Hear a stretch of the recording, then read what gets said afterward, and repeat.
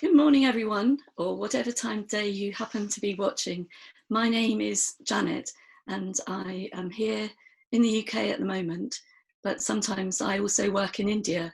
So during this time of the COVID-19 lockdown, I've had such a mix of emotions and responses, including anxiety, which I know in my heart is something I don't need to feel because of the hope that I have in me, because of the faith that I have in what Jesus has done and the living hope that he's given. So some of the things that I've been thinking about during this time when I've also had to shield have reminded me of what I know rather than what I feel. It's very tempting to just go to pieces and feel so anxious and terrified that then start to feel paralyzed and unable to do anything. But one of the wonderful parts of scripture that has kept me really strong and reminded me of what I know rather than I feel is from Psalm 121.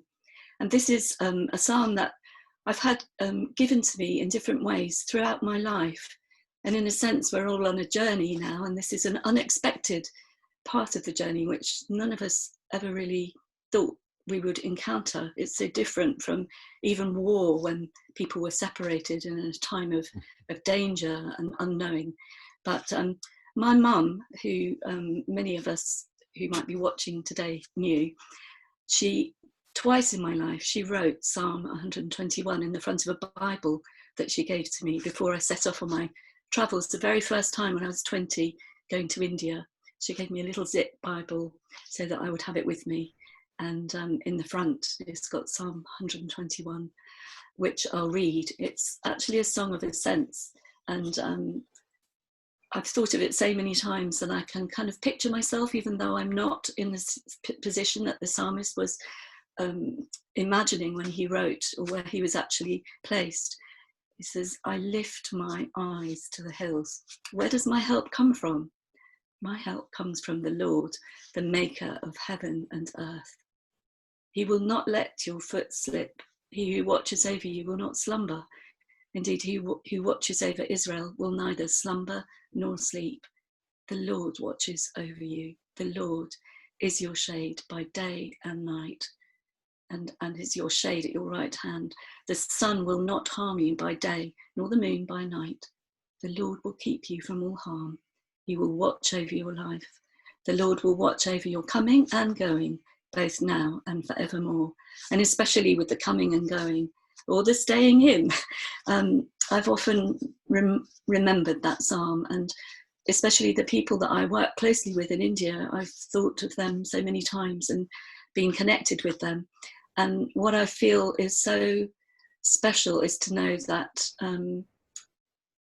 the same applies to whoever we are, wherever we are, that we, when we trust in God, can know that he is with us. He goes before us, he's behind us, he's around us, he's within us. And I remembered, obviously, I miss my mum, and but I'm not going to see her yet until we all meet again. But I remember the things that she taught me. I remember the things that I know.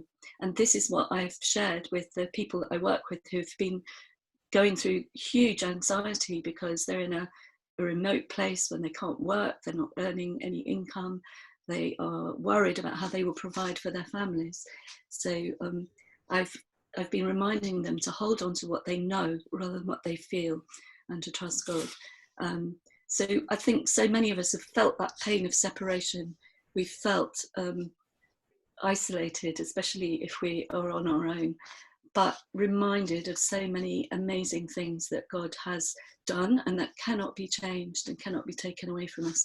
So personally, I've had a mix of experiences in this time. I've sometimes felt very anxious and worried about what is going to happen in my work situations, because I haven't obviously been able to go to India or even to London, where I sometimes work with vulnerable women. But God's encouraged me by what I know rather than what I feel.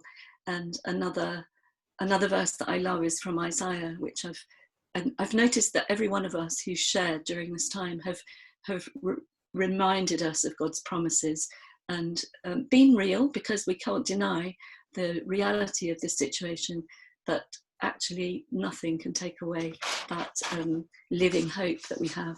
And I'm just being reminded, I'm sitting looking out of my window down my amazing garden, and we've all, I think, noticed the beauty of God's creation, of nature, of the birds singing. I think someone was saying this morning that the wrens have been singing in the garden, and I have robins, lots of robins, and the wren.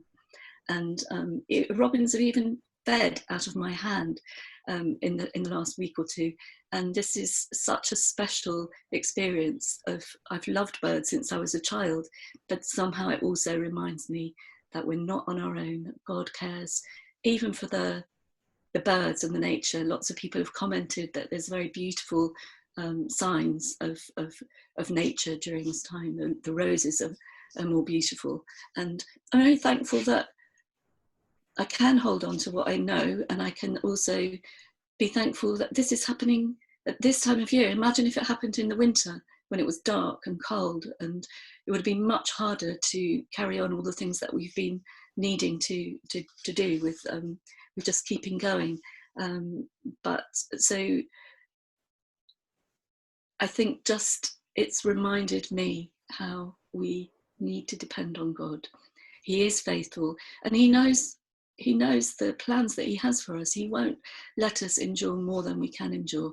And indeed, some of my friends have really gone through some tough times during this. Some have been very ill. One or two have actually passed away. But I can hold on to the fact that I know that God is aware of all of this, and it brings him also pain to see what's going through the world at the moment. But it's a time of renewal as well. There's a new hope. We heard just yesterday that there's a new potential cure for COVID-19. So that brings more hope in a practical way. And lastly, there's a proverb. So some of the many scriptures that I've been turning to, it's from Proverbs 12 verse 25. Anxiety makes the heart heavy, but a kind word lifts it up.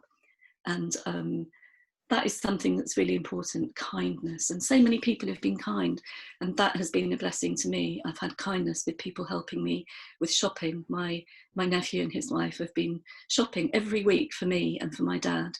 And the practical ways in which people have been kind to each other reminds us. It's so true. When we're anxious, it weighs us down and we can't function. But when someone says something kind to us, or when we say something kind to someone else, or think of something positive or encouraging, it lifts us up. And finally, just holding on to what we know. Nothing can separate us from the love of God. Nothing anywhere in the whole universe. So I just give thanks for that, and hope that together, as we keep meeting together, keep connected through Zoom, through the conversations we can have at each other's gates, now we can start to meet in each other's gardens. It's good, and we know that we will all meet again. So that's my thought for the day. We will meet again. Thank you.